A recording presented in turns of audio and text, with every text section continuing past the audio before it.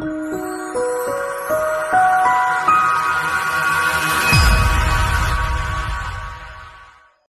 I'm trying to figure out the best way to show you. Something I realized is these picks that we ship out have a shorter top, but which makes it harder to get in, and I noticed that. But if you pull the tubing down a little bit, that will make it a little bit easier to get into that groove. Our Comfort Grip pick has a little bit longer top, and that's what I usually lumen it with, is this Comfort Grip pick, and I've never had an issue using that.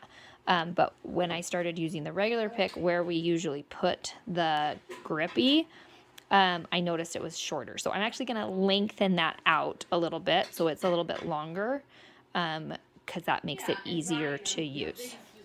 Okay, so when I do a purl stitch, I pull my yarn, and I'm going around the corner to that wedge peg. I pull the yarn out through the front at a diagonal. So it's coming along the front of the loom kind of at a diagonal. And then I use my pick to pick up that stitch. And because I've moved the grippy down, I have more space for that. And then I find my loop and I put it back on. And that seems to work for me. If I'm doing an E-wrap stitch, my yarn's coming from that last peg.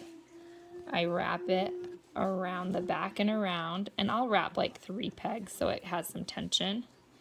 And then again, my pick, I bring in, because I'm left-handed, I bring in on a diagonal from the left side right at that groove. So if I was right-handed, I'm going to try and do it right-handed. I'm not that. I'm going to come again, and instead of coming straight on, that's too hard. I'm going to come in from the side, and I'm going to take that bottom loop and pick over. So that's how I would do a regular E-wrap stitch.